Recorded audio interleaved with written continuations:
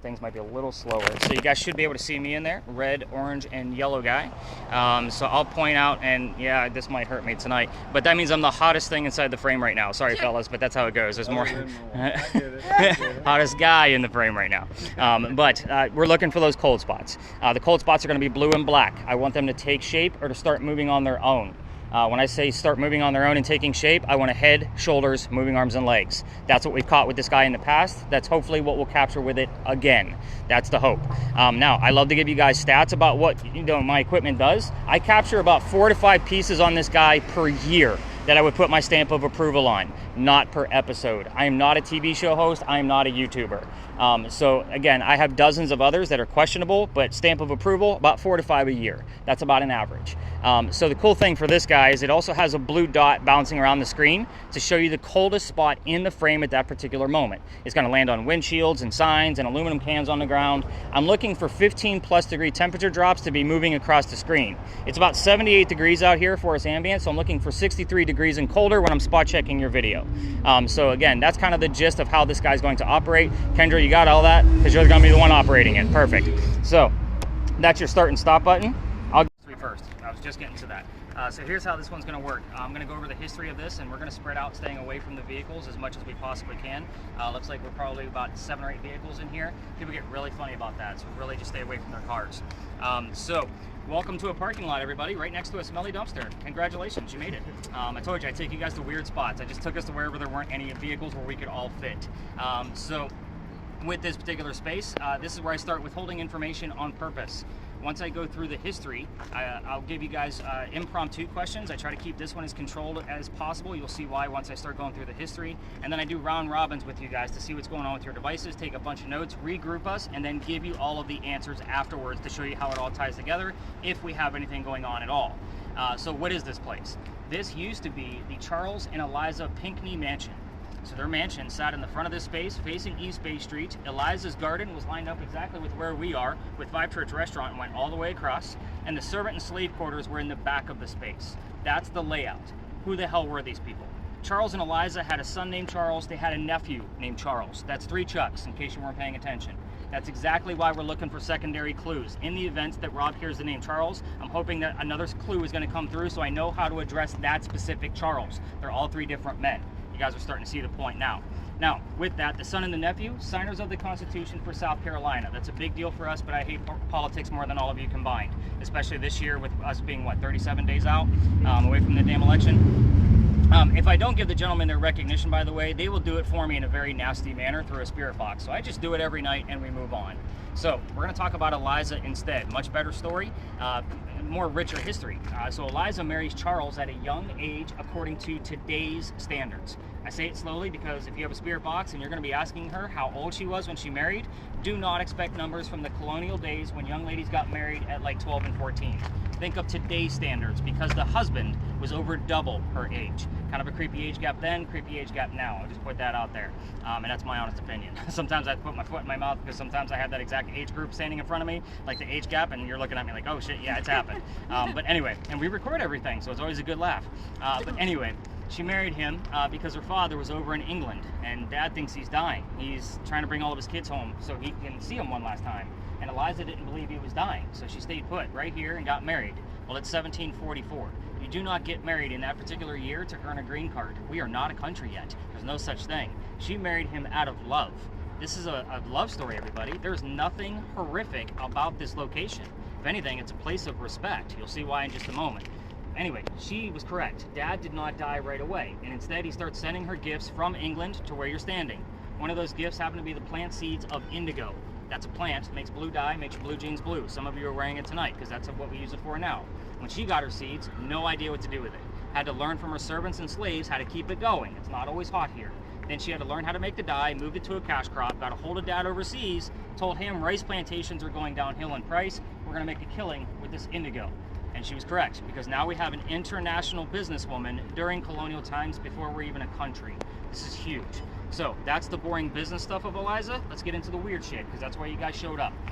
Again, I'm gonna hand out like basically assigned focus questions. You can cherry pick off of them if you want to, but I'm giving them out based off of what type of device that you're using. I want spell out Zach, but it spelled it wrong. How did it spell it? Z-A-K. He spells it Z-A-C. Interesting. That's kind of creepy. Is it though? Welcome to what you signed up for. Yeah. So this is it. So I'll be writing that one down. It's the same phonetic sound, so I'm still going to take it. So you guys see the point. What my point I was about to make is that you guys might be asking your set of questions, but the answers can go anywhere. We're using 3 spirit boxes, 2 other communicators, 3 video cameras, plus my voice recorder. So if Rob's asking a question, the answer might go to my voice recorder. So you spirit box people, you're literally going to be telling me everything you're hearing out of it because you don't know what other people are asking. If you're going to stay away from the questions that I'm about to assign to you and you go rogue, 3 little rules. No yes, no questions. We covered that. Be respectful. We covered that. Do not ask about her children. I will reveal that answer before we leave the space. So don't poke the bear unintentionally. So we're going to go left to right. So we're going to start off with, so Brian's device kind of works in tandem with Heather's device. So Heather, you're going to be looking for Eliza's full initials. Her initials are E-L-P in that order. You're going to be looking for what the L stands for. Here's why. Eliza, that I just told you about, is the second wife named Eliza from Charles back to back. First wife, Eliza, died in January. 5 months later, he married the one I told you about. They both, ironically, have a maiden name that starts with the letter L. You're going to be looking for what that stands for. You can also go after the marriage questions if you like how old she was, how old Chuck was, how long they were married, that kind of thing. That thing will give you numbers too. Okay. Let's see. Next communicating device. So that would be Morgan and Rob. You guys are going to have the same set of questions as well because your particular devices. Yeah, she got it. So your devices kind of work almost the same, but you're going to stay focused on Eliza's death. She's pretty open about it. 4 major questions about her death that we commonly get answers to: age at time of death, how she died, where she's buried, and which president was a pallbearer at her funeral. So again, 4 majors: age, how, where, president. Those are the easiest ways to remember it. So Brittany, with yours. Yours gives us 1 to 2 syllables only. So your major focus is going to be the mansion. What happened to it? If you get the what, we will commonly get 2 or 3 numbers from the date of when that tragedy occurred. I just gave you a clue. It was indeed a tragedy. So take that for what it's worth. You can ask other things if you want, but just remember, they're all asking questions too. So Eliza always knows what we're going to ask because I do this 7 nights a week, everybody. So again, you can either say these things out loud or just focus on them. It's just however you want to work. There's no right or wrong way to do this. So did you figure out how to get to the word list yet? No. Okay, so quick and simple. Right hand side, you'll be able to scroll through it. Okay. And then the top right, look at that. What happens to the mansion? Don't tell her yet. Okay. That's so close to the maiden name. So close. So top right actually gets you right back. Okay. So buttons on the right. All right, any other major questions about your gear? Seems like everybody's recording. And we're all good to go. Let's do it. Spread out, everybody. Get to work. Can I unmute? Yes, please. I'm supposed to go with. Are we supposed to pair off? No, you don't need to pair off. You just have the okay. same set of questions. Okay. That's all. So Brittany, it does take like 30 seconds to warm up. If you think of it as like an old camera. There you go. Now it's going. Not easy to do. Just so you know, you have the hardest one out here. Okay. Figured you came with a referral. I had to give you something tough to do. Thanks. So how's it going, you two? Sorry, I didn't get a chance to talk to you. You guys kind of showed up like last minute. That's right. So you look so familiar too. Like I know you from somewhere. What's your last name? Sullivan. And where are you guys from? I'm from Iowa. Iowa. No, I got nothing. I'm from Ohio. Okay. So every once in a while, like I get a glimpse of a face, and I'm like, I know them. Is it from Ohio or from South Carolina? Because I've been down here for so long, you start to blur it a little bit. Yeah. You know, it's kind of like, oh shit, where do I know these folks from? But your camera, again, not always a real-time moment, but when I do have something, it is a holy shit moment. Like, it's really cool stuff when I capture something. I'm just getting used to like what typical things show up cold, or just like the car windows and. Oh boy, she's got something already. Okay. Let me go debunk.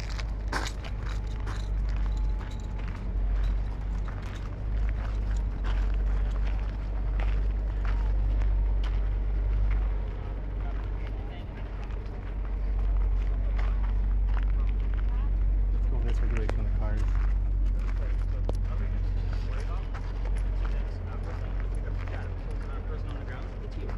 Okay, so the other thing, anything with leaves is not your friend.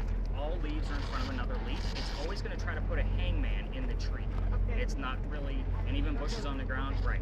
So unless you can get a reaction out of it, like, hey Ghost, can you wave your right hand or lift your left foot, do something silly for me? You know, and always demonstrate.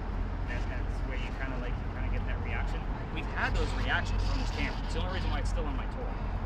I'm not a super big fan of this tour because I do a lot of debunking with it. That's why I gave it to you. You looked a little worried when you guys showed up. I was like, let me get her something that might be cool, but might not be cool. So put her in a good way. So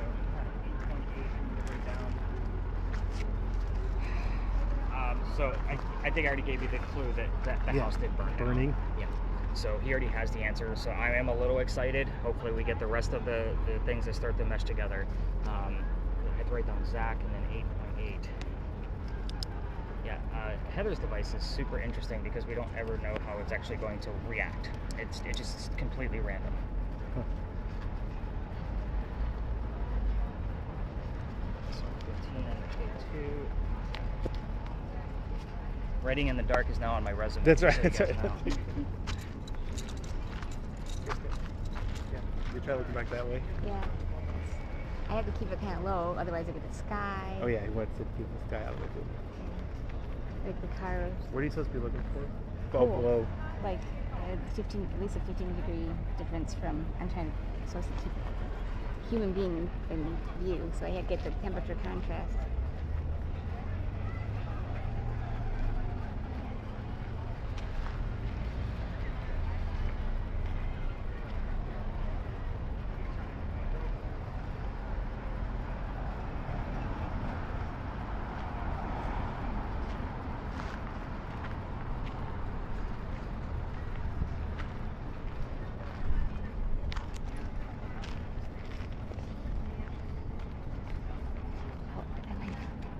My back might get sore from trying to like stand erect and hold it.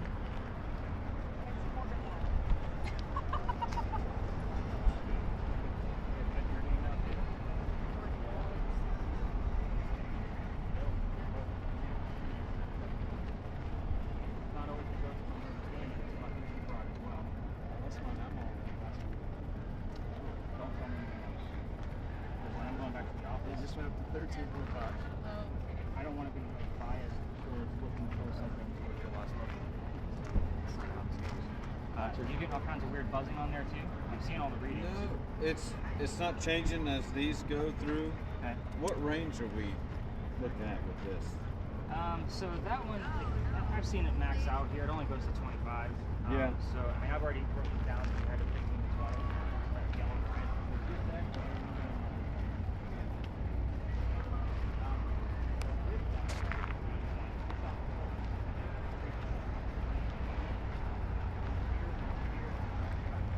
Am I supposed to be asking questions? What? Am I supposed to be asking questions?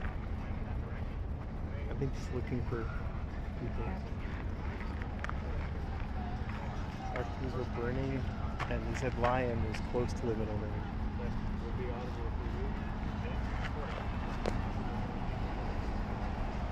Oh, look at that. Bar. Yeah.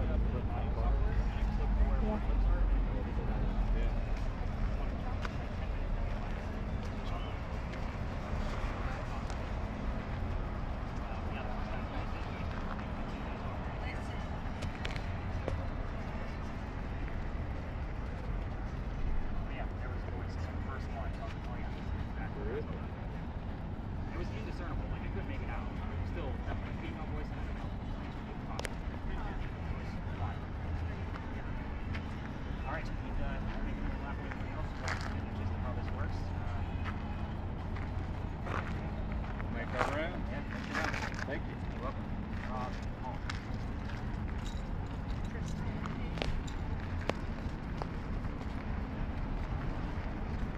Eliza, how many kids do you have?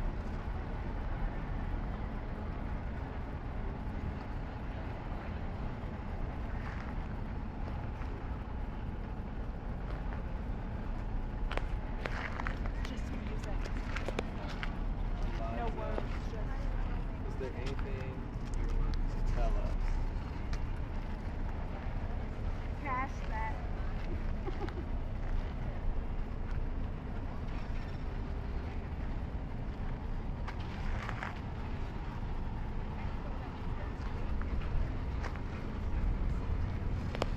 We switched.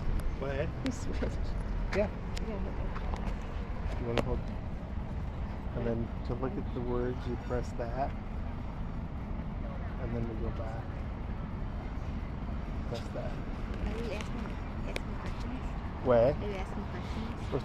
About the middle name of the Eliza. lady. Eliza. It started with an L. Eliza. Or he said lion was close, and then burning. Oh, he's got the guys pulling out. Let's just go over here.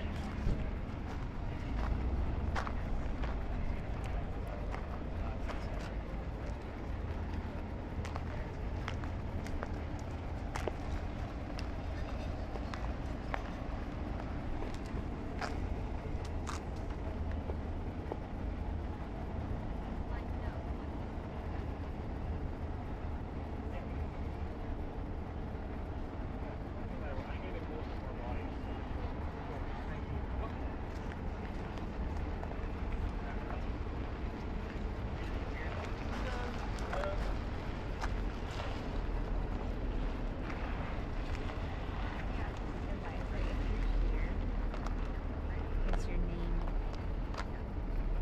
Middle name? Lions? Liz. What? Liz. Liz?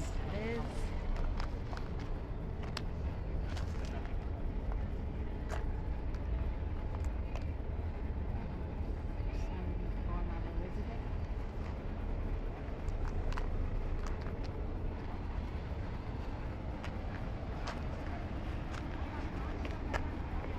Are you recording on this? Yeah. He says it's recording. Yeah, no, he did. Yeah. I don't know if one is supposed to stop.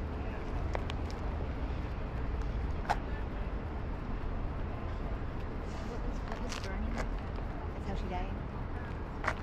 Yeah, I think the house burned, I think.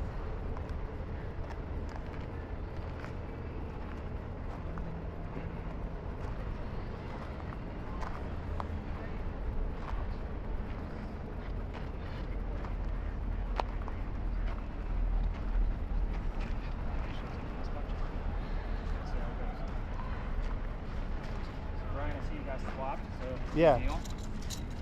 That was fun. Anything weird going on with you guys? So it's playing Billie Eilish version of Feather. Why is it different times? And the only part of it, it just said today. And it also said 15. That was weird that it went the same time twice.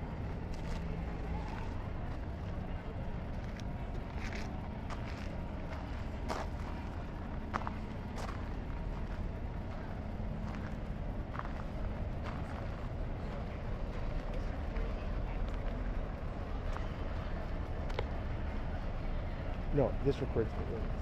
I mean, it's just the words that we use.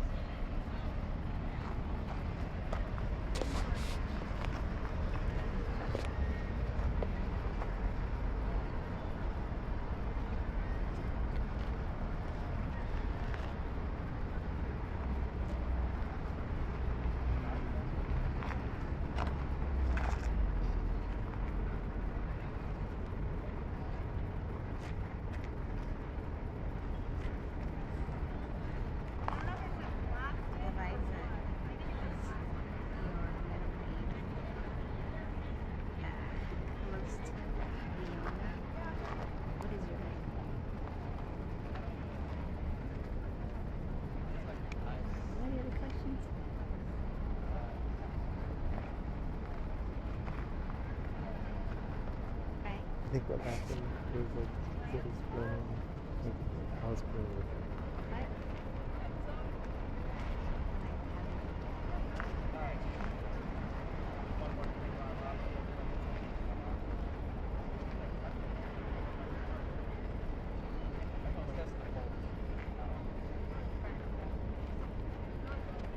How's our word list coming?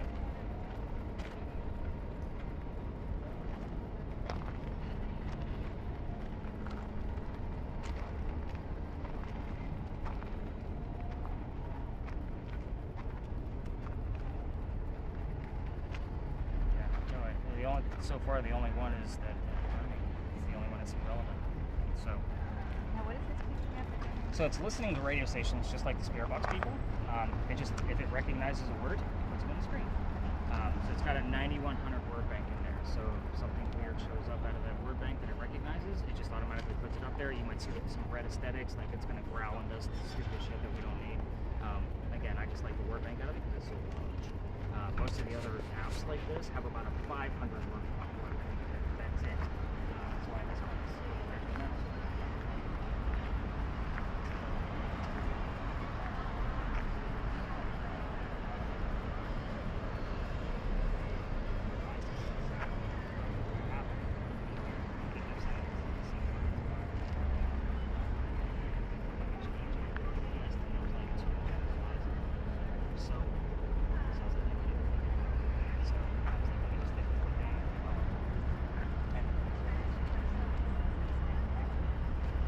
Spring and Carpenter. But I only got back together.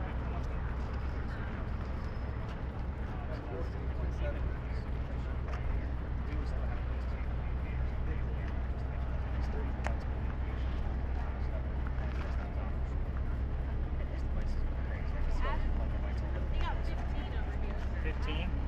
Oh, and you said 15. we got 15, but it's 15. Yeah.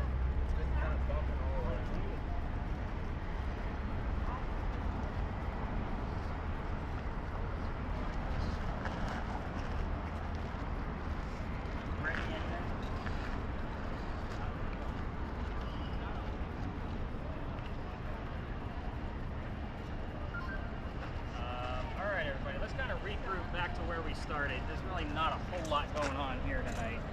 So we'll catch up with Rob real quick. Rob, did that pick up for you at all? Yeah. Like the settings on that before we get to space again, just to kind of make sure like it's getting reception. There might be something that I tapped incorrectly. So again, can't help but that it had to be something that I did. There was a point where it was really muffled, but it was like crackling, but it wasn't. It's still just cycling through. Oh yeah, I mean it's going to cycle, but you want those words to Yeah, slip yeah. through for sure. So not a whole lot going on here, guys. I'm going to talk about EMF first. So I guess let me follow up with Chase. Chase, go ahead and hit the stop button and give me the marker. The center red. Yeah, but what's the number on there for how long you've been recording? So 34, 40. So 35 minutes. Got it. So did you hear anything crazy? I know you kind of went back to where we started and all kinds of Yeah, mess. I got some good buzz as I was rolling around, but I was always able to find an electrical source nearby. Good. When they spiked. Okay. So anything else out of whack that that you noticed when you weren't near an electrical source? Nothing that stood out. Okay. No, So not yet. it's good that you got used to it. Like, hey, I know that this is going to sound like that. That's going to sound like this. So that's good. So when something does occur, you should be able to recognize it as a quick type of mentality. Let's talk about EMF that Zach was getting. Did you get anything higher than that 15? 15 was the highest. So this location's average is about 18 to 22 milligauss. Let me put that in perspective for you based on things around your house. So your TV set gives off about 40 to 60 milligauss when you have some things plugged into it. Your microwave goes up to 150 to 170 when it's heating up your food. So that kind of gives you an idea. 15, I mean, it's obviously astronomical for some other spaces considering we're outdoors, but at the same time, it doesn't match up to the norms that I normally see out of this location. So the highest I've ever seen that device go, by the way, 15 years of ghost hunting, it's been this location. That thing actually goes to 200 milligauss. I watched it air out 3 times within 15 minutes and then stay in triple digits for the remainder of that 15 minutes. We left. Yeah. I have epilepsy, guys. That's way too much electricity in the air for the guy with the neurological disorder for that long period of time. So that's the reason why I kind of called him my safety director. And with this new experiment that we're doing with Chase, so hopefully I'll be able to get more EMF knowledge based off of the type of recordings that we're getting out of this. So obviously your meter is still going off. I mean, it's hitting between 7 to 9 right now. So again, not surprised. You got it all the way up to a 15 to a 20 earlier. So very interesting pieces. We did get, you heard like stay a few times. Stay twice. You also heard. I heard the number 15 way before you said 15, but I don't know if that has anything. Not necessarily. So Yeah. that's more like how the proximity of how close he may have been to some kind of anomaly. Yours is actually might be a date or an age or something along those lines. I did write it down separately. Like this is a reading, yours is a word. That's kind of how I look at those. So 15 doesn't mean anything to me, but it doesn't mean that it doesn't mean anything. This is where I get excited because that means I get the research done. So poor Brittany over there hasn't heard anything coming out of her device just yet, and I believe I have Rob's device set up a little incorrectly, so I'm going to be tweaking his before we leave the space. So we did get the answer of what happened to the mansion coming out of the word list. Did you have anything else since last we spoke? Yeah. Receiver grounding for night, Indian Samantha pick up entry bed. What was the last one? Bed. Bed. Yeah, still a whole lot of nothing. So we have one term out of there that I'm excited about. So let's kind of go through the answers and I'll show you how this works. So first thing I always do when I break out the tablet, I usually go around the horn. You guys don't need to like lean into it. I'll go around so everybody can see what's going on. I show you like who we're trying to hunt down. This is Eliza Lucas Pinckney. Lucas being the maiden name. So the first wife was Eliza Lamb Pinckney. So when you had lion show up, like Lamb and the Lion kind of thing, and I was like, oh, that's an interesting phrase. But we didn't get Lamb. We didn't get Lucas either. So the second wife, Mary Charles, at the age of 22. Charles was 45. No, she was not 22 in this picture. So a lot of people ask me that. And you look, I'm like, really? She was 22? But anyway, so it's a 23-year age gap between the two of them. Yes, I've had to put my foot in my mouth because I've had couples 23 years apart exactly on my tours, so it is what it is. Let's see. What happened to the mansion? So these were Brittany's questions. This is fire damage from the Great Fire of 1861. Oh, I did say injury. You did, but I believe it might be related to something else. Oh, okay. So I'm going to get to that portion in a minute. We did get the word burning that showed up on the word list, so I'm excited about that. That's the one thing I am excited about. It just means that we probably missed the parts of the date of this, which it did happen on December 11th of 1861. 12/11/61 are very specific numbers. This is where I get to brag a little bit about how I get my information that we talk about every single night. When I first started doing this, about 6 months in, somebody heard 12, then 11, then 61, and then back to the word fire. I didn't know what it meant. I had to go back to the office, do the research. We had the full date and the word fire. That was me jumping out of my chair, like screaming my head off, like, hell yeah. So again, that's where I get my information from. This is not the city of Charleston telling me I have to teach you about certain things. This is all coming from previous investigations. Every other tour, if you're going to take any, is going to tell you about a great fire. This is the fire that destroyed the mansion. You're looking at a map of Charleston, the peninsula. It literally went from one side of the peninsula to the other. This is about $9 million worth of damage back then. I don't know what the hell that equates to now. So just put that in perspective. Let's see. Anybody ask questions about the children, by the way? Anybody want to confess? Did you ask me? I didn't say I asked how many children. Yeah. Okay, so you started to poke the bear, so that's okay. That's not a harsh question. So again, normally when somebody like professes like, hey, I ask questions about the children, that's usually when we see the activity that we saw tonight, which is minimal. So it's kind of an odd thing.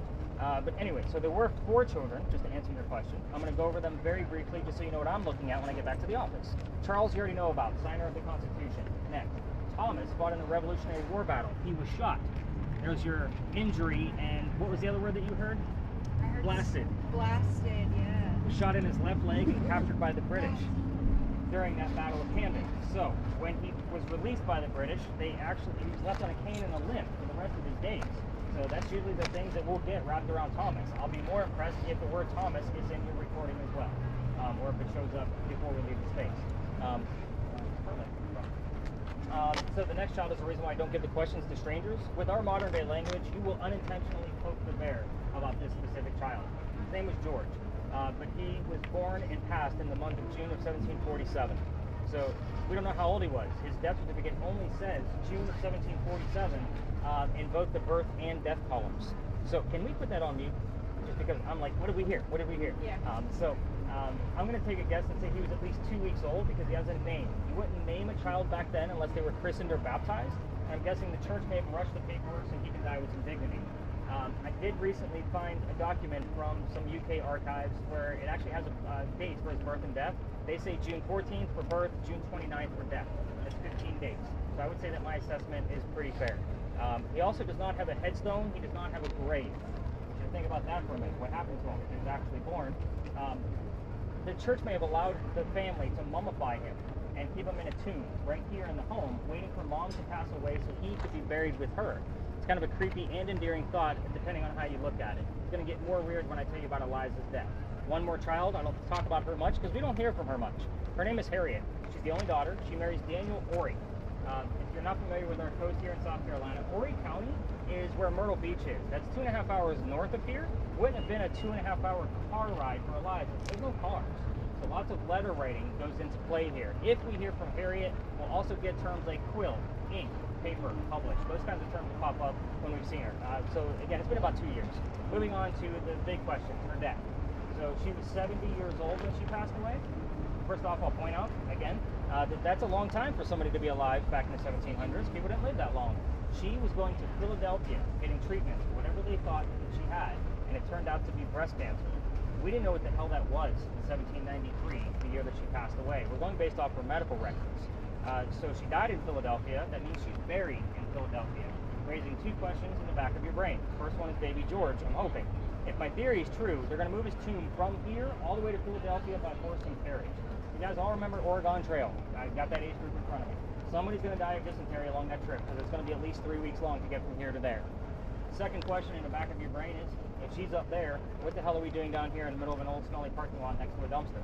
It's a rarity that I take you to cemeteries. We will be visiting one tonight only because I've been kicked out of the place I would normally take you. Yes, it's a joke. We'll talk about it once we get there. But normally it's minimal activity because if I am going in there with a spirit box and an EMF reader and we're getting readings, it's too hard to tell where the hell they're coming from and if they're accurate at all because there's hundreds of graves in there. So, with that said, none of you are going to be staring at your headstones when you're gone. Cemeteries, to me, they can be haunted, but why investigate them when you can't find any true answers? You're going to be going to your mansions 400 to 700 miles away, your place of raised emotion, which is why we're standing in a parking lot. That's the only criteria that I look for when I'm looking for new spaces. And again, this was not a death-defying place. It's not horrifying at all. It's a place of happiness and celebration. So, take a guess. Who's the president that was the pallbearer at the funeral? 1793 was the year.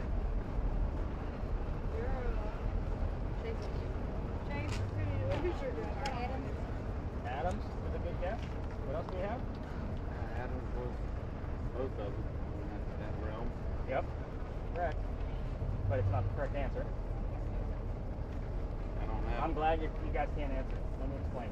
First off, when we got over here, I told you all I will not give you questions like what color is George Washington's white horse? Because George Washington is the correct answer. I subliminally put the answer in the back of all of your brains. You all pass or fail. Good job. Normally, if somebody with a spirit box and I'm walking around with them says George Washington and they don't know why they think George Washington because they didn't hear it on a spirit box, I'm going to take the spirit box and give it to whoever else they came with because they don't want him repeating all the same shit I've already said. So kudos to all of you for passing with a fail. That's what I look for. Now, Washington, at his own request, wanted to pay homage to Eliza based on her indigo and help get our country started. It was a big deal to him. Not to mention, all the Pinckney men were politicians. If you think Washington didn't know who was running his 13 colonies, you better think again. The man knew. So that's kind of how it works. We could have gotten Pinckney Mansion stuff over by Big John's and Big John stuff over here. That's what I call bleed over. The reason why I'm explaining that now is because where we're going, I'm expecting that. We're going into an alleyway that may have other tours in them. We're going to get in there and stir shit up and we're going to leave because I don't have full access to that place either because I've been kicked out of there too. Yeah, I get kicked out of a lot of places.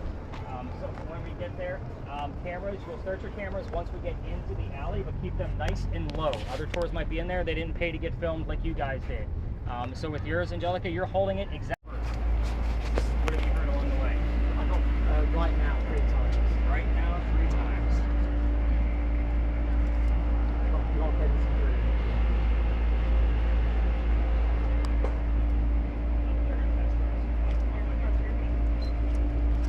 You took my spot, man. How you doing?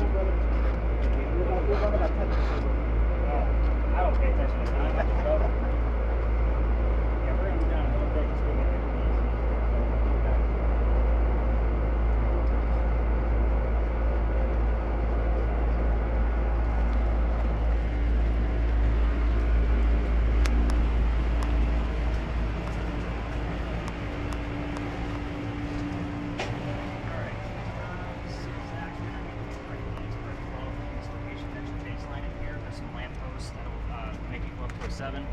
Brittany, hear anything?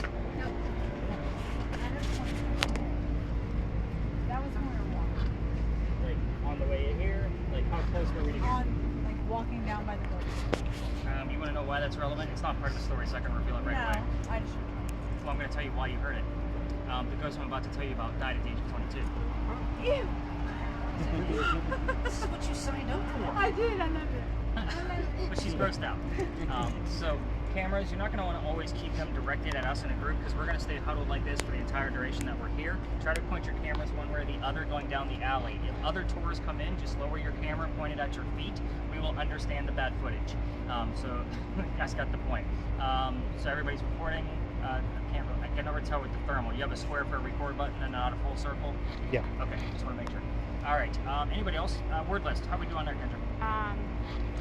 Since I last said trunk, anyone, offer, magic, section, slow, protest, dilemma, and the most recent one was H.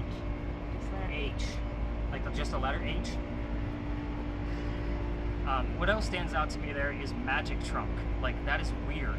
Like, I don't know what the hell that means. It actually is very intriguing.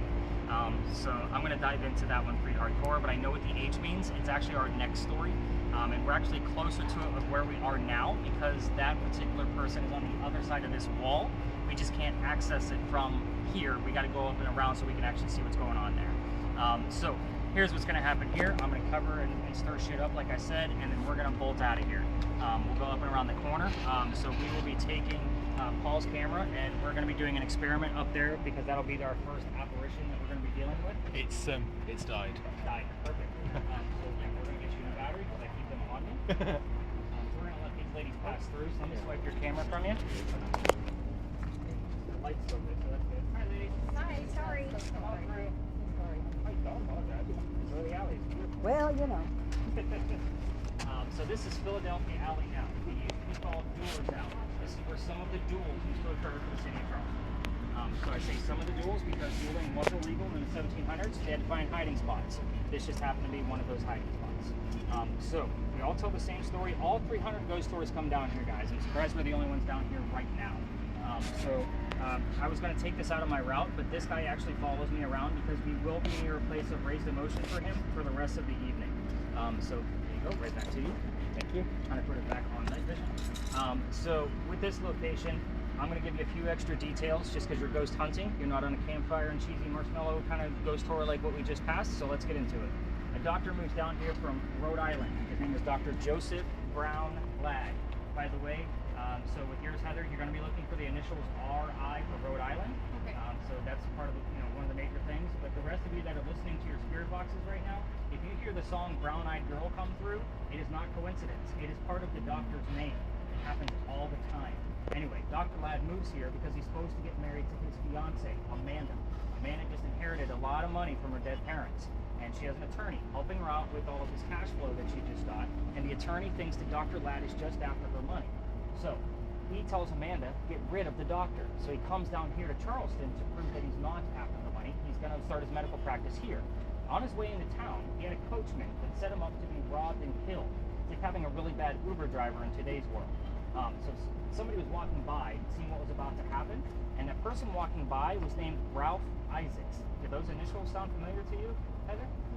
Rhode Island, right? So that's the exact reason why we have the device that she's using. I was getting RI on regular spirit boxes. I wanted to verify with actual letters. So I'm like, if you get an RI, it's only showing up whenever I brought up Ralph's name in the past year, just so you have that idea. Moving forward, Ralph tells the doctor, hey dude, I know this guy, the coachman. He's going to try to kill you. Why don't you come with me? We're going to go to 59 Church Street. I got friends there that'll rent you a room and you'll be safe. Well, Doc took him up on the offer, and the two gentlemen became friends. The longer the doctor stays here in Charleston, the more money he's making. He's proving his point. He's not after Amanda's money. He's making his own. She gets wind of this, and she's moving down so they could be married. Dr. Ladd then became known as the Whistling Doctor. This is why I hate the damn story. Every haunted city you will ever visit anywhere is going to have a cliched whistling ghost. We all have one. This one just happens to be a doctor. So why are we in Duelers Alley? Dr. Ladd and Ralph go see plays together, but they can't sit next to each other because the doctor makes more money. That's the hierarchy of Charleston. So, on the way home, he gets better seats. That's why they couldn't sit next to each other in case you can pick up on that. But they're walking home talking about the new actress that they just saw, and Doc thought she was great, but Ralph didn't. Then they start arguing, and then Ralph is now insulting the doctor's fiancée, Amanda, back home in Rhode Island, and they went their separate ways. Ralph goes to see his friends at the newspaper, and he places an ad in the paper telling the whole city of Charleston what he thinks of the doctor. Kind of a, you're a disgrace to society kind of shit. Doc saw this ad and rebutted with, let's go to Duelers Alley. We're going to settle this, somebody's going to die. keep in mind, this whole argument started over in Actress. Dumb shit went down in the 1700s. Two gents came down here back to back. They took their 10 paces. They turn. Doc points his gun in the air and he shoots. He didn't want to kill his friend. He just needed the courage to show up to the fight, which is often what happened at a duel back then. But Ralph still has his one bullet. And he puts it in the kneecap on the doctor. Doc didn't die. He fell to the ground. His friends picked him up, took him home to 59 Church Street, where he died 10 days later, on November 2nd of 1786, after refusing medical treatment. I'm going to point out two things about that last statement. It is 1786. Gunshot wounds back then, a lot different than what we know of them now. Secondly, he is a doctor. So he probably just thought he had lead poisoning and tried to bleed it out himself. But he failed, obviously, because he died.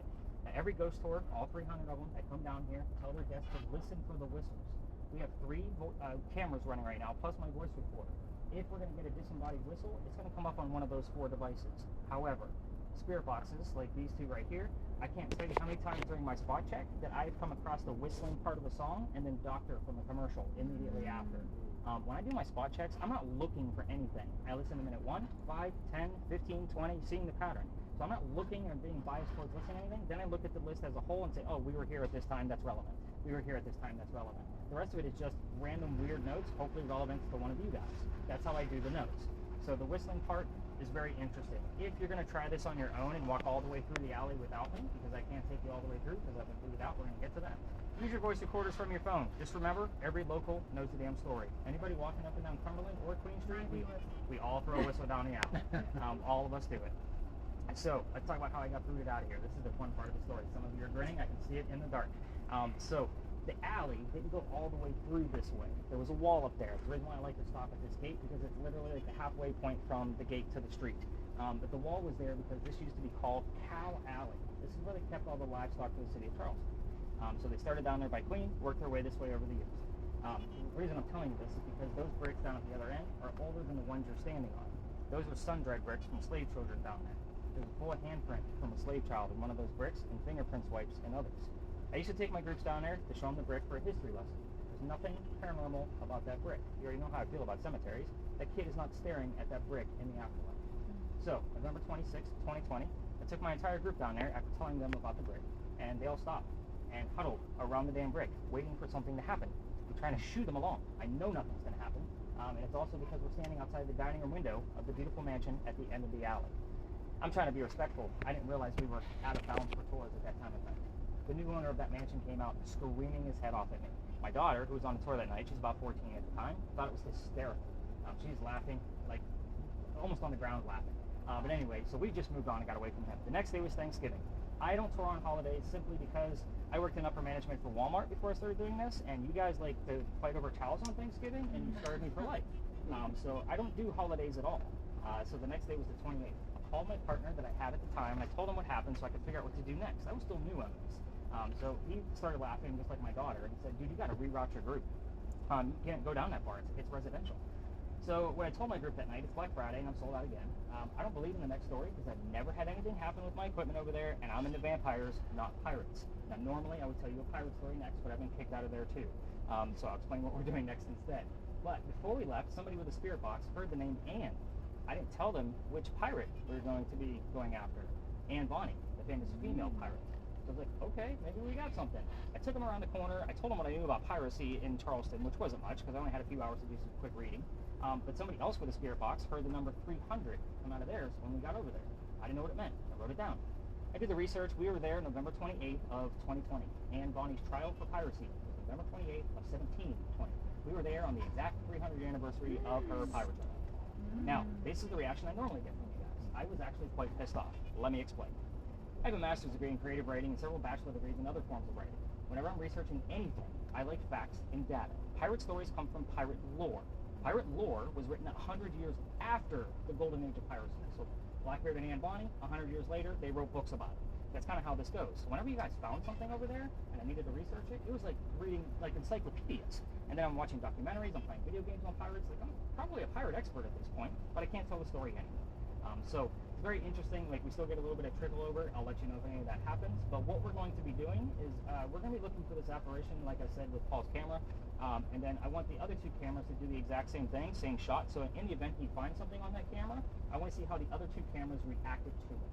So I'll tell you the story beforehand. It is another popular stop for Charleston ghost tours, so we may have to wait a turn, and then I'll explain what we're doing on our last location from that point. So we've already exchanged out the battery on that guy. It's Let me know died if- again. Get out of here. Luckily, I bring 4. It went straight to red. Get out It's of here. gotta be something. Yeah, they do. Well, I would tell you my charging station is ridiculous. I have a whole table at home in my office, my home office, and it's nothing but cables and the chargers for these batteries, and I make sure everything is fully charged every single day. And I have to rotate stuff throughout the day to make sure everything gets done. And this is one of the first priorities because there are 4 batteries and there's only 2 spots. So I make sure I rotate all 4 batteries to make sure we are good to go. Hopefully I'm not putting in the next battery. That is craziness. If not, I got another one inside my bag. That just said vanished. Sorry. Sorry. The first thing I think of is that damn magic trunk that came up on the dam. Or the battery. It drained it. It's sorry. So I must have put in the dead Why battery. was 22 relevant? Because She the died. doctor died at the age The of doctor 22. died. Okay. Yeah, we just didn't know yet. It's not like part of my story, so I Right, figured I could that's reveal it right crazy. away. What's weird is his birthday always shows up. So I'm not going to tell you what the birthday is, Yeah. and it's because it's a double birthday. So I'll explain that. I'm going to just pull the one out of my bag because I No know that worries. one's totally charged. I have one left in here, so hopefully we can get through the night with the rest of this one.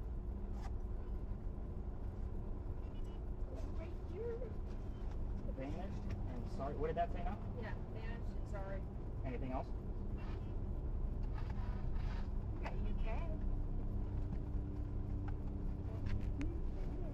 Okay. Well, that would be you guys. Yeah.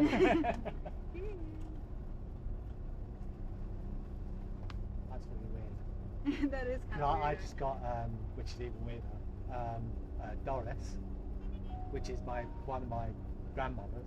That's Is my she alive? grandmother too. Yeah. Is We she probably alive? don't want her coming through, but I see it all the time. So if they're passed, My then grandmother. I see your guys' loved ones, stuff like that come through. I just ask that you don't tell me that they're coming through. Nice full battery. We're good. for now. I know. For now, right? So, Doris, did you hear anything else? I got weird. It sounds like migraine and then her death. Migraine for death. I don't know anything about Amanda, the fiance, unless, of course, all this is going to be relevant to Doris. But vanished. I'm sorry.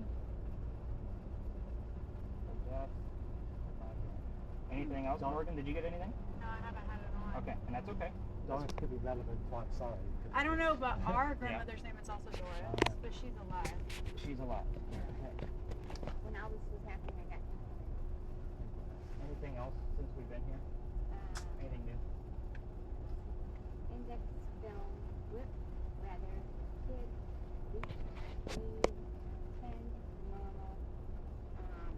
That's when we were talking about paranormal. Or like you're on the normal part. Right. And then Oh, by the way, speaking of paranormal, today is actually National Ghost Hunting Day. In case nobody knew. Right. So, again, I find I was telling Chase along the way, like normally I'm sold out on National Ghost Hunting Day, but the people that booked that day have no idea that it was National Ghost Hunting Day. So it's just very interesting because I don't think you guys all had that surprise Yeah, we look on had your no face idea. too. But it's my line of work. I have to know these things. So there's a paranormal day and then there's a ghost hunting day. So paranormal day is normally like May 3rd, so they don't take away May 4th. So it just depends on how it falls. And then obviously ghost hunting falls right before Halloween month. All right, anything else weird going on with your devices before we leave this very warm and humid space that all of your foreheads are glistening in? Was there anything that anybody named Joe, J-O? Well, Dr. Joseph Brown Ladd. It did say, sorry, I should have said it then. He said hi, and it said Yeah, Joe. it's alright. Like H-I-J-O. So high is not going to be a term used in that time Right, frame. but it did say I'm, Joe. I'm still going to take the J-O. I know it's not 3 letters or more, but again, I can't count it as being a coincidence because again of where we're at, especially with the 22 that we heard earlier. Very interesting piece. All right, so we are going to go up and around the corner because it's super hot down here. Cameras, if you want to stop them, completely up to you. So poor Paul didn't get any footage. Come on up, Paul. Your camera gets the best footage, so the sign that says there's no breaks here is right here in front of Angelica. So if you wanted to get that shot of that sign, it's told her to try to keep it as still as possible. Only because hers is the more she moves it, the more she's going to pick up on all these branches and all the little things. So if she keeps it still, and all of a sudden we get a person right here, and she wants to wave at it. Oh, is her camera like this? Yes. Something just hit the bag. Probably tweaked the tree. Get that right. I thought I heard. By the way, the grave is, you guys see the cross that's down in the background? Sue is to the left and one more row back. You can see why we were closer to her when we were back in the alley. So where's the thermal? Oh, we got it. Yeah, we'll get about 7 or 8 minutes up here. Let's see what we get going on. Again, we heard right. That down. Morgan, are you listening in? Damn it, get to work before I fire you. I can't multitask.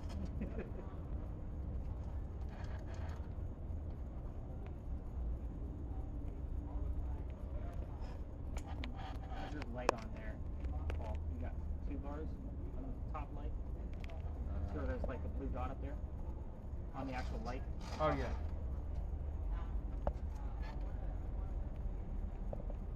You have a zoom on there too, right about where your middle finger is.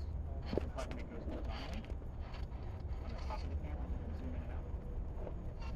So you can place the zoom. You're gonna have a job with you later. Like, that's the perfect. Really? Oh my god, thank So you. it goes this way. Okay. I got 96. I'm like, push it up. No. It's either no or go. We're not leaving yet, Sue. Not until we get a few more things. I've gotten so many. 50.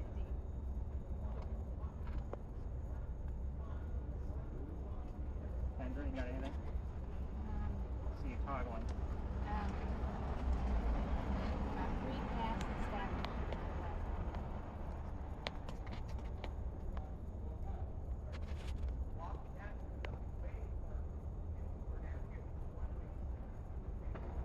Turn that light on. That's what it said. I got I think 90 something and then wedding. The light off to the left, by the way, was put there on purpose by the church. It causes light flares on normal cameras. They don't want people recreating that apparition. So my cameras can see right through that damn light. It doesn't cause a horrible light flare. So I'm sure Paul would love to test that by toggling his camera left and right and kind of show it off a little bit. It would show a nice bright light. So yours already good. Anything weird on your end? No, it's getting pretty tame. Okay. Yeah. That's our dog sign. Oh. What kind of dog I is think that was just a coincidence. Stubborn ass dog. My wife is going to school to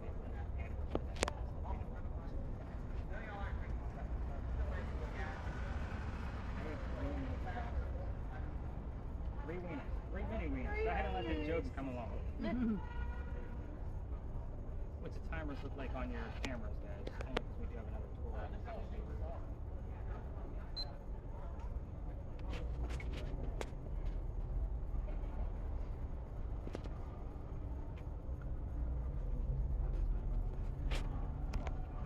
Yeah. Give this another minute or two.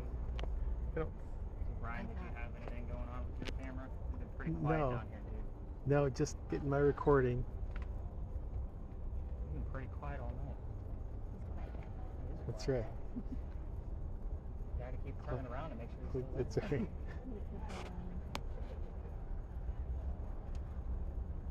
Zach, no readings at all? Blood physical things. Blood physical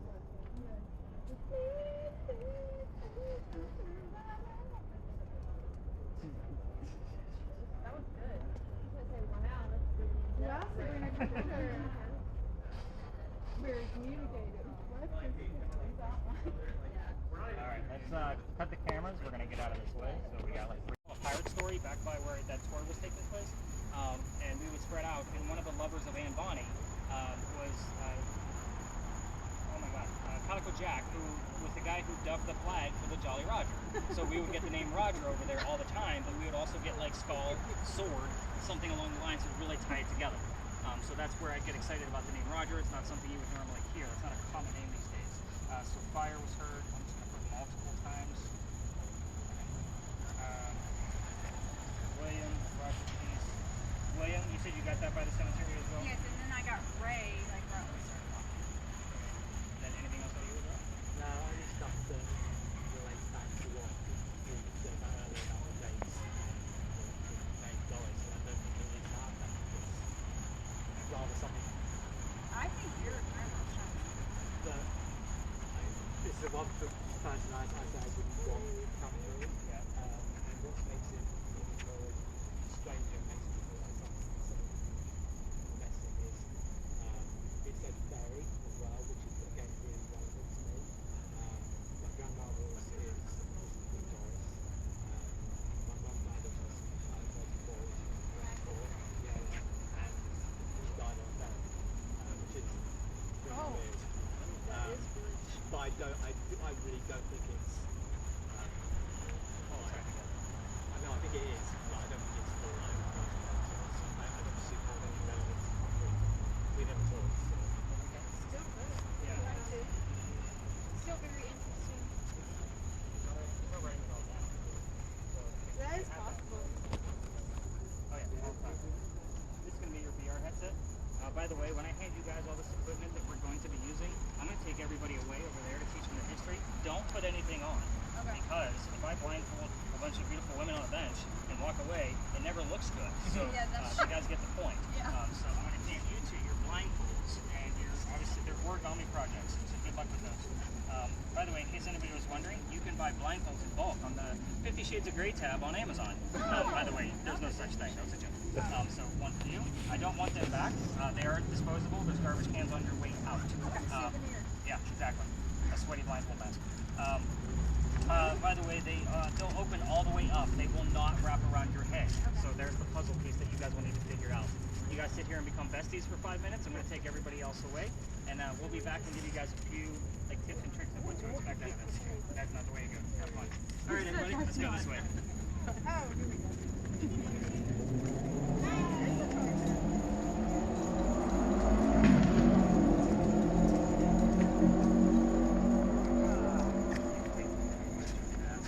So here's how this is going to go. Everybody has a role. Obviously, we've had a 35 already. So I'm super stoked about that. By the way, this is me super stoked. I am not a TV show host. So I'm very excited.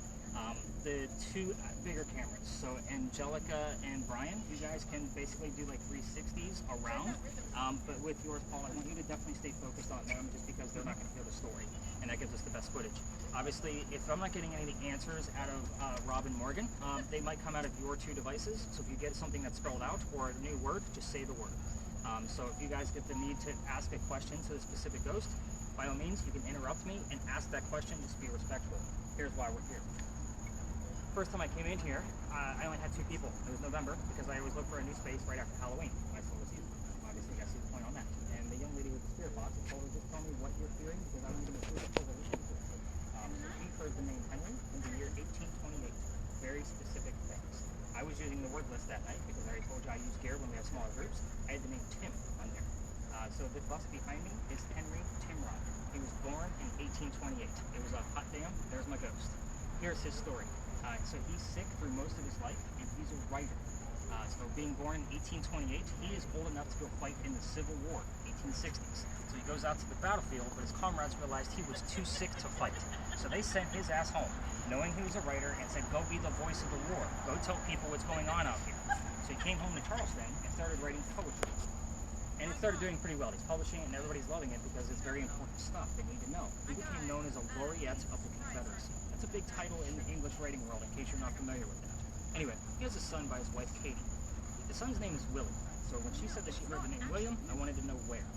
So that's where I got very excited about that. I'm not excited about it yet. Willie was born on Christmas Eve, but he died 9 months later. Last dead baby of the night. Now, he's mourning. Obviously, Henry's not writing as much, but he has another writer friend that's realizing that he's not writing as much and offers him his cottage in Columbia. That's the middle of the state. And he says, go get back on track, leave Katie behind to mourn with her parents that were here visiting. So he goes out to that cottage, and that's where he wrote his last words. His last words were, beholder of brief mortality. In modern day English, it means dear person with a short life. and then he coughed, and it landed on the page in a blood stain. He had tuberculosis. He died right there, age 38, pen in hand. Perfect way for a writer to go, but there's more. We're here because of the blood stain. It is shown one day a year at the Charleston Library Society where all of his work is being held because, and they only show it on Halloween by the way, because that blood stain looks like the silhouette of a man writing at his desk. We call it the blood book. So that little blood physical thing that she heard over there, it's almost like Timrod knew we were coming. So I'm going to see if there's more to it once I start going through the spot checks of that recording. I am going to show you what the blood book looks like because you have to be a member to go see it in real life, and they only show it one day a year. But the internet's beautiful. So I'm going to show you this page, and then we're going to go talk to them as if they're the ghost. So with that said, so I'm going to need Paul and then somebody from Morgan's team to be on standby because they're not going to be able to hear us. So when they're too loud, which Morgan might be, she's going to need a tap on the shoulder. So that way she'll know to quiet down a little bit. So taps on the shoulder for them are going to mean to quiet down. We have neighbors, I try not to piss them off. And a tap on the leg for them is going to mean that we're done. I don't touch the guests on the bench. I hope you guys appreciate that. But I rely on you guys for that. So I'll just say, let's tap them out, or if she's too loud, tap her on the shoulder, somebody will jump in. So I don't think we're going to have that issue with Rob. I can have that issue. He's a pretty quiet speaker. So we started off with a nice, easy football player. We're going to end with a nice, bloody death. In the event that you want to, because we're going to do this for 10 minutes. I do time this because it can be disorienting for people, especially in this kind of heat. I have seen hyperventilation during this and seizures occur. So I don't write anything down while we're doing this, just so I can keep monitoring their breathing. I'll ask the family members, like, they're breathing a little heavy, is that normal? That kind of thing. So again, things can happen. So just keep things in perspective. And Brittany will be able to hear it. So again, we don't need any taps on her shoulder, so you don't have to weird her out at all. Okay. You guys ready to go talk to a ghost? Cool. All right. Do it. Can you pick back on the mic? What did you get?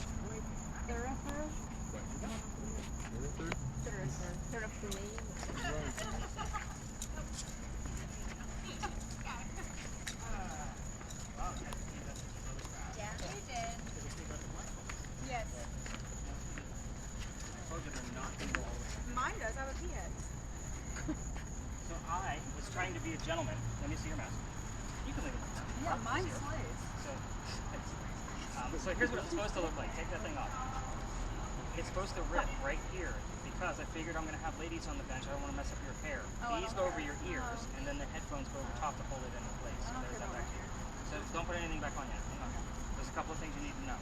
You guys, obviously you're going to keep this rear box loud enough to where you can't hear us. You guys are going to keep both headphones on the entire time. When you hear something, you say it. That's kind of how this goes. Don't forget to talk. Some people get in there, and we have to remind them, tell us what you're hearing. So don't forget. If you hear it, say it. That's kind of how this goes. If you're too loud, or You tap my leg. no. I love how you said When you're too loud, a loved one will tap you on the shoulder. Okay. So it's never going to be me, just so you know, don't get weirded out. So when we're done, the tap on the leg will occur because you're not going to be able to hear us. I do time this for 10 minutes only. So that's kind of the whole gist of this. And if it's going really well and you guys are doing okay breathing-wise, we may go for 12 minutes just to see how it goes. And is yours loud enough to where you're not going to be able to hear us at all? We need to give you you should have enough light to find that volume button. Maybe it's not just okay, so your volume low.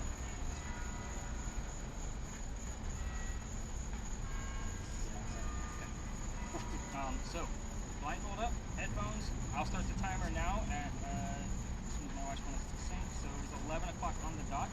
You're going to see images every once in a while, but there is an ambient galaxy just in the background, so you don't fall asleep. So it's just there at the, so you don't fall asleep. Don't give me any images that you see in the galaxy. It's nothing there. Your images may show up as a painting, a photograph, a cartoon, anything really of those kind of calibers. You're just going to describe what you see. Make it simple because you're going to have two people talking over you. If they're not saying much, I'll ask you probing questions. I'm going to switch back to the galaxy.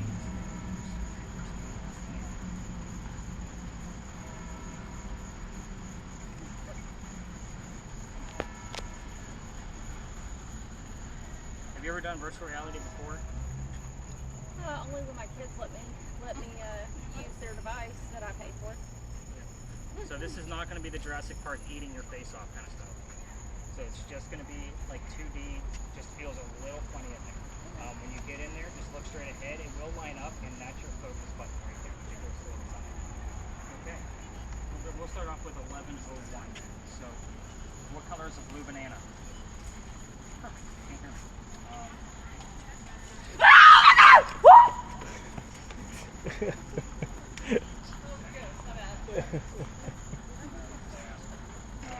Henry, I'm sorry for the loud noise. I know you don't always like the large crowds in here.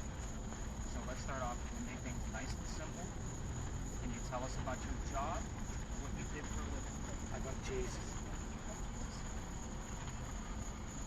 Henry, we're going to start off simple with your work. What did you do for Charles. What did you do for work?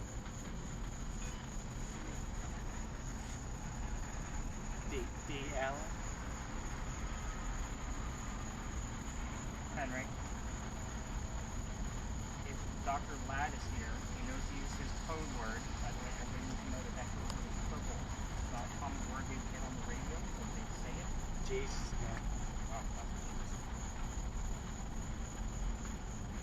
It won't Young. generate words when it's on that screen, by the way. You'll have to go back to the main screen. There you go.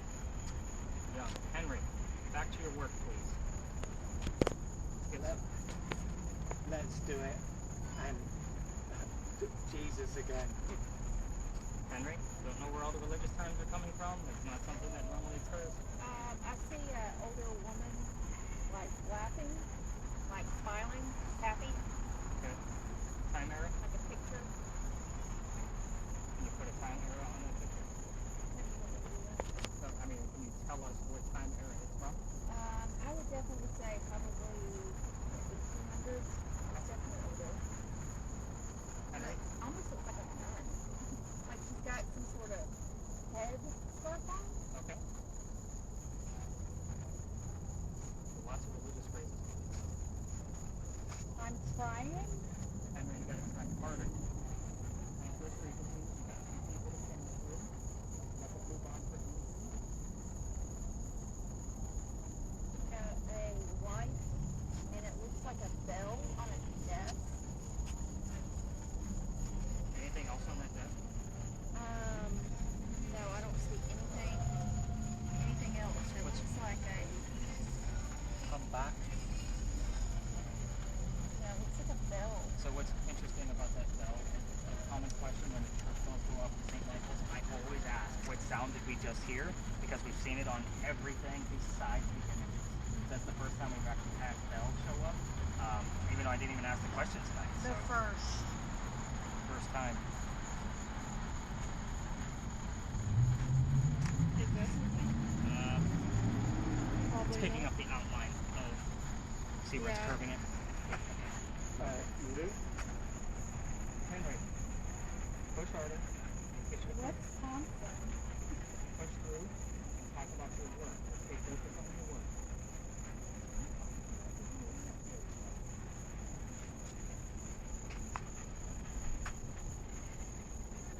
Henry, I like the desk. You need to tell us more about what happens at that desk.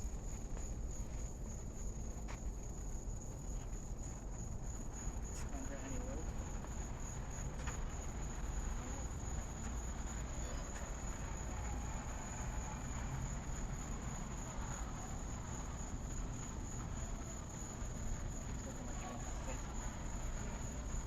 Henry, give us nice, clear words. Tell us about what happened at that desk. You can show us, but we can interpret images. Use the blue box for that. I'm surprised Morgan's as quiet as she is. I thought she was going to be a chatterbox. So sorry. Well, we got the I'm trying. Promise.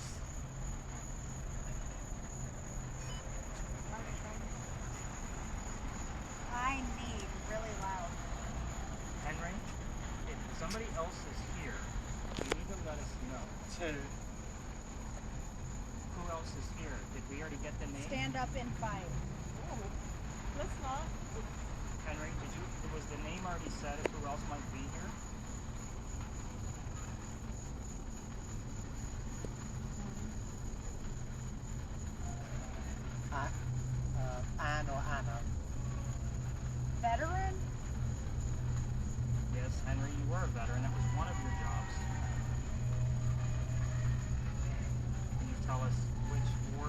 veteran oak? You can show us. Sometimes it's hard to find that exact word in there. Fuzzy? Yeah, Mine.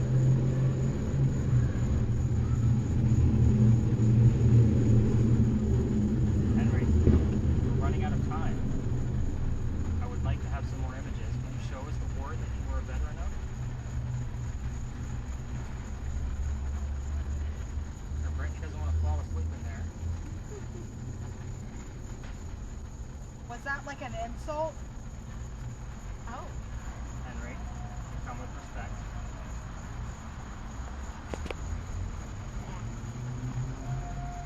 Back, please. Get the hell out of here and go back. Henry. 14.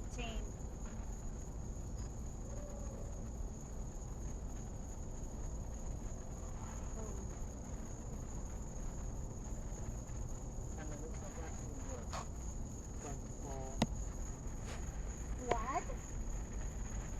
Don't talk. Down. Wake up. Down.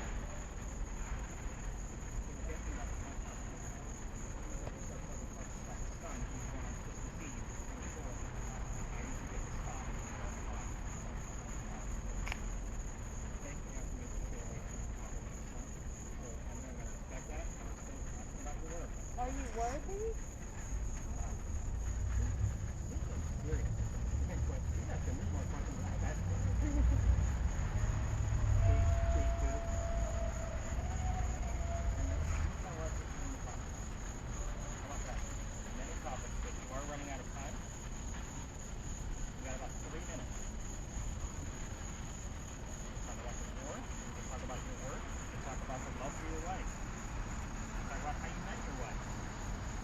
Talk about good things.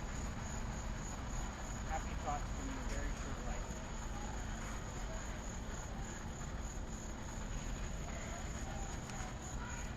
And be specific, please.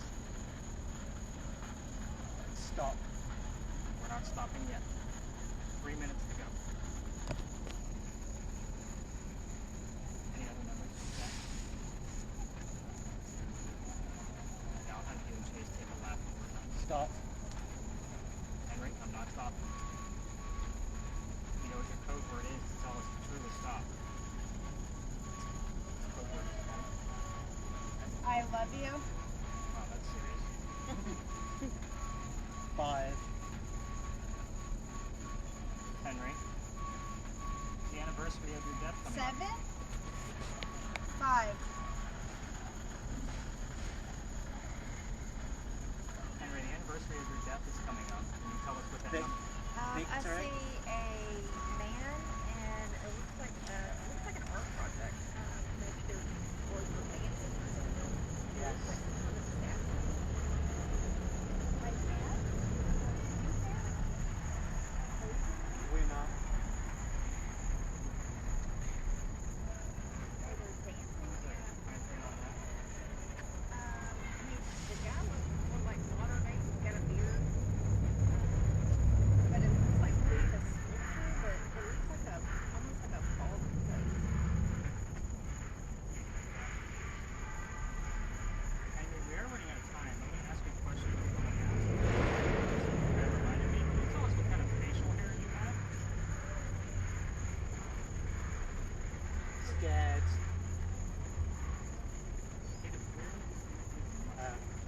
Fuck. There's a lot coming out of There you go. Henry.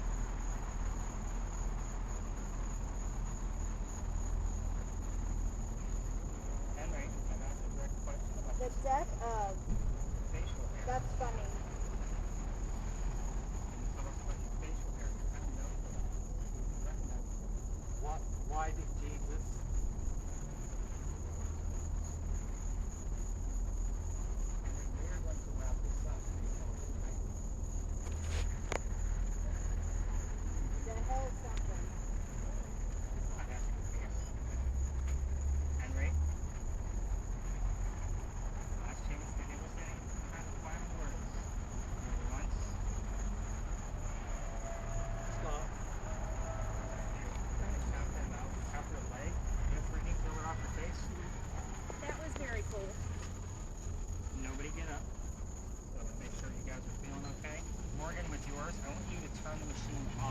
button next to the volume.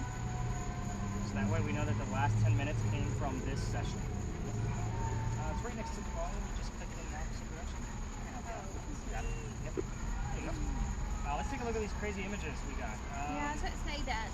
I want to see these before I make a full assessment of what we have going on. So we have 3 full images. The lady showing off her crazy dentures. Like, obviously she said she was smiling. I'm going to say that this age of woman is not going to have that style of teeth. Those are definitely dentures coming through. So, interesting piece. I don't know who is relevant to. There are a lot of memorials in here. We do get a trip. Oh, by the way, you can hit stop on your cameras. So that way you guys can relax.